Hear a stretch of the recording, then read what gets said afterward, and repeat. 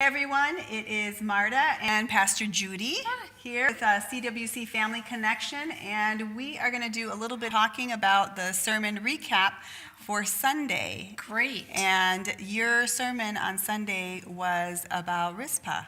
Yes. And Can you tell me about that more? Nobody ever heard of her.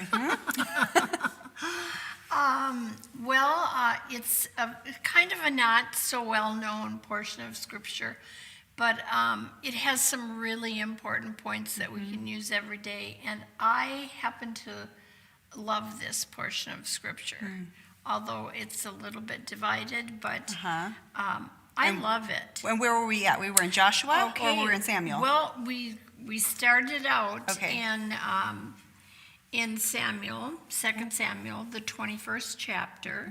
That's where we started out. And then we went to, look at the camera, Marta, because I just gave you the wrong scripture. Okay, the first place that we were going to look at is the 9th chapter of Joshua. Yes. Okay. It's so confusing. And then we're going to switch to 2 Samuel 21. Okay. Okay. All right. We can do that. Yeah. And so in Joshua, we talked about, it was about a covenant that was made. Yes. So tell us about that. Well, we don't make covenants as often as today. Sometimes in church we do. And a covenant is different than like if you go to the car dealer? The car dealer, and you go to buy a car and you don't make the payments. Well, they come and get your car and they tow it away because it was a contract, right, rather than a covenant. And a covenant is more spiritual. It has a number of different parts to it, and it's made forever. So, like, if you don't have a way to pay for your car, you got to find a way to pay for your car. Right. If it were a covenant. If it was a covenant, that's right. That's right. So, the setup for this story is that the Israelites have just conquered Jericho. And that was a big deal. That was a real faith pumper-upper. So they were all the way up here. Wow. And, right from there they went to a city called Ai, and there was some sin involved with the people. And they just thought, well, it's not a big deal. And they went ahead and went into warfare, and they found out it doesn't work.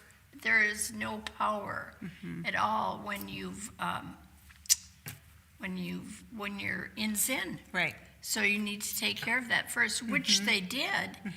And then they marched on out to the Holy Land, and they knew that they were going to have success wherever they went, because that's what the Lord had promised. So they got into a little bit of trouble when they got out there. Okay. And so one of the things that we were talking about is, with your message, was the importance of seeking God's counsel, because in some of these matters, God's counsel wasn't sought out. Yes. So always God's counsel should be sought out. If you're buying a car, if you're getting married, if you're buying a house, if you're making any sort of a decision, it's always important to seek the Lord's guidance. Absolutely. Because the Lord knows the beginning from the ending. And he knows all the everything. Every detail. Yes. Yep, every detail that can pop up that we don't know about. And so when the Israelites were just minding their own business, along came this tribe of people, and they looked like they had come from 1,000 miles away. They were dressed in rags, and their bread that they brought with them was all moldy, and their shoes were all worn out. And they said, look, we are not one of those people that are living close to you, that the Lord has told you that you should have authority over. We're total strangers. And the people got to thinking about and they thought this could work out well for us because we could get these people to work for us. And they could draw our water and chop our wood forever.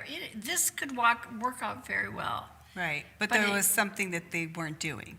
What was that? That they weren't seeking God's counsel. That's right. And it's kind of interesting because before, when they marched around That's Jericho, right.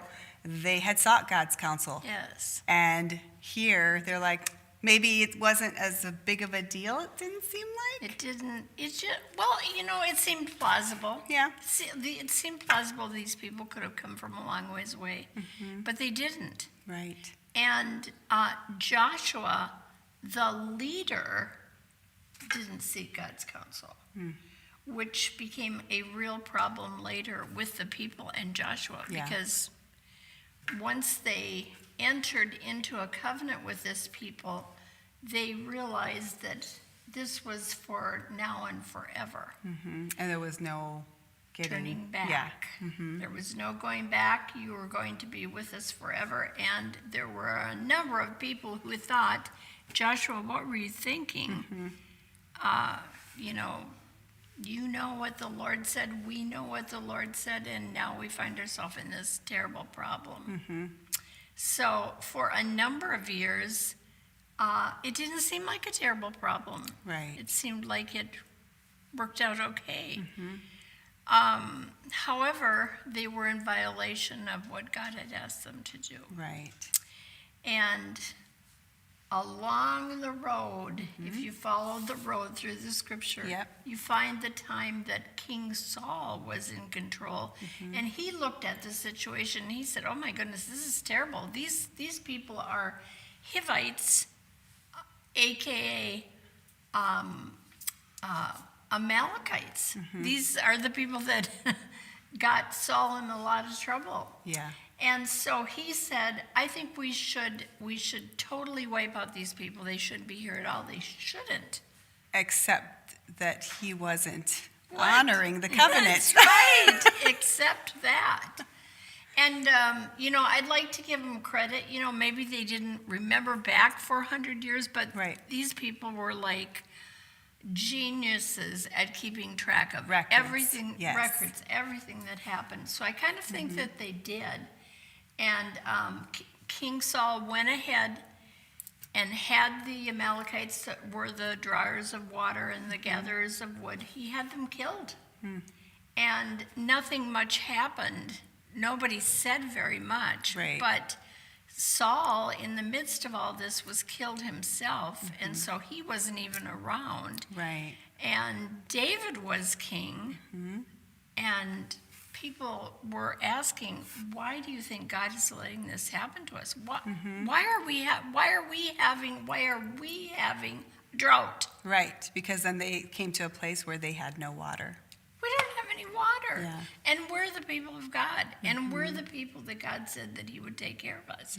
And we are having drought. And so they besieged the king to seek the face of God and find out why in the world are we having all this trouble.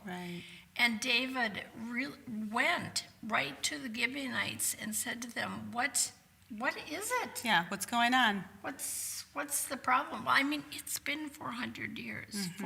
400. Since that covenant. Whoa, 400 years. That's a long time. And God tells him, it's because of Saul and his bloody house. He did not honor that covenant. He didn't honor it before me. And he didn't honor it before these people. So when David went to the people and said, what can we do to make this right with you and your people? How can we have honor again in the kingdom? And because he was trying to make it right with those that were wronged. That's right, and they were wronged. And they said to him, well, here's a tip. We don't want any of Saul's money, if that's what you are thinking. We don't want any of that. We don't want any of the stuff that he has in his palace. We don't want any of his money. And we don't want any of the Israelites meant to pay the price for it. We want the inheritance of Saul to pay for it. And that was a painful price. It was a painful price because it was people that weren't even around at the time, 400 years before. And yet they were the sons and the grandsons of Saul, and they asked for them, and they asked that they would be killed. If you could just imagine that. Now, if you were David, what would you say? Right. Like, you would definitely be in a very hard spot. Yes. Yeah. And so he ended up moving forward with that because that was the only thing that he could do, because that's the only thing that they wanted. Right. Oh. And this is where Rizpah comes in. Rizpah, who is that cute girl? She was the mother of, you remember that Michael was given a wife from the king, Michael. That was the second one he was given, because the first one he was given, the king jerked her away and gave her to someone else. Yep. So these 7 young men, or maybe not so young, were made up of the first daughter's children and the second daughter's children. And Rizpah was the one who said to herself in her heart, and I think a lot of the mothers that are with us today would think this, why should my sons suffer the shame of what had happened? They had nothing to do with it. And yet they're paying the price of their own life. They were taken up on the hillside, and they were, the Bible calls it, impaled. So they were hung somehow on this wall, and like they were hung there for an undetermined amount of time. Yeah. And the idea was, just like you said, Marta, shame. Right. That they would be shamed, that they had nothing to do with it. And the reason that they would be shamed is that it was totally against the laws of the Israelites that an Israelite would be put to death by hanging, just because it was so horrible. And what followed the hanging was horrible. Like the birds of the birds came, the animals came, and everything came to take their price. To peck at their, Yes, they did. It sounds horrible even to mention it, but that's exactly what happened, and she wasn't going to let that happen. What kind of a woman did God find this time? Right. So she made herself a little tent, and she went out and sat on the hillside, and she just beat off those birds, the animals that came all through the night and all through the day, and beat them off, and not knowing when it would ever stop. Then the Bible tells us that one day the king received a message that there was a crazy woman out on the hillside. And what's her name? Rizpah. Right. So I can't say that I remember her. And he realizes what she's doing. Like, she has nothing to gain by this except that the shame would be removed. And he starts to think, and he realizes that when Saul and Jonathan were killed by the Philistines, their bodies were stolen away and taken to the Philistine cities, and David sent men to help us out. Like, I know it's going to cost you, your lives are in the balance, but steal those bodies off that wall. And then, because the bodies are so decomposed, burn the bodies so that they will be clean and bury them. But they were never taken back to Jerusalem, and they were never buried in the graveyard of the kings. Which was, how could that happen? I just don't know how that could happen. And yet, suddenly the king realized when he looked at those boys on the wall, the same thing had happened to the king and his son. And he sent men out immediately to dig up those bones of the king and his son and bring them back to the royal graveyard, the cemetery of the kings. And they were buried once again with the kings. And the shame was removed from them that everybody forgot about. That's right. And also, also the 7 young men were taken down off of the wall also. Yeah, and so it kind of reminds me too of as far as, the things that we as parents do that affect our kids. Yes. Whether it's a mom or whether it's a Yes. dad, but how our actions will somehow take root. We have a saying in our house, more is caught than taught. Yes, And it so is. they see, and so then they do. And That's right. and so you want to instill things in them that down the generations that they're going to be able to grab hold, and you want those things to be godly. You want those Yes. things that you want them to grab hold of godly covenants, godly Yes. decisions and things, and so that they do seek God. That's the first place that they go. That's right. Because with him, there is no shame. And, that Yes, was that's right. the one point that you made was that we can walk out because of the power of the Lord. Because a lot of times it's shame that keeps people. In bondage. Yes. Yes. And it's a self-contained, it's a prison that you put yourself in, and that you're, you can't, until you stop. The very cool thing about Jesus is that when you ask him to walk with you and to show you who he is, he then begins to show you who you are in Yes. him. And then he allows you that freedom, but you have to choose it. You've got to choose Yes. that freedom. But with him, there is that freedom. We don't have to No. stay in that place of bondage or don't. shame. You don't. And that's a wonderful lesson from this particular portion of Scripture. And it's, until we can be released from that shame, we can't give it to other people. No Right. matter how much we want to, we can't. Right. So the Lord knows something we don't know. Yeah. So when Jesus comes by and lovingly offers us a way out and a way to walk in freedom, it's good to remember this story because it affected so many people. Absolutely. And it affects so many people today as well. Yeah. And this is where we, as the church, as not the building, but the people, Yes. can be a light to those. So if you're watching tonight and, you think, how can this scripture apply to me? This is the place where, we are the hands and the feet of Jesus. We get to do this. We get to walk with other people. So thank you, Pastor Judy, Yes, well, for joining me It tonight. was great to be here. Yes. It was great to be with your family. Absolutely. So just want to remind you real quick, tomorrow night is May 14th. There's actually 2 things.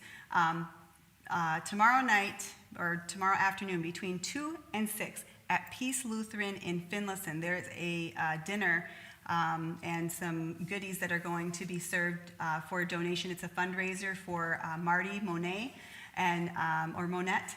And that's, again, at Peace Lutheran in Finlayson. And then what you can do is also make your way over here at 7 o'clock after you get your dinner and your snacks, and then come and join us for worship night tomorrow night. We would love to have you, and bring someone with you. We are just looking to have a time of unhindered worship to the Lord. So Yes. join us, please. Yes. So And I want to say what a wonderful thing it is for the Church of Jesus Christ. All the different churches in our area that are going together for this fundraiser. yes, That really is a sign of freedom. it is. It really is. And so I think we've been blessed to be asked to go to this, and I think there's lots of lifelong ties that can be made. Absolutely. Yeah. Well, thank you guys for watching tonight, and we hope to see you tomorrow night and also on Sunday at 10:30. God bless you. Okie doke.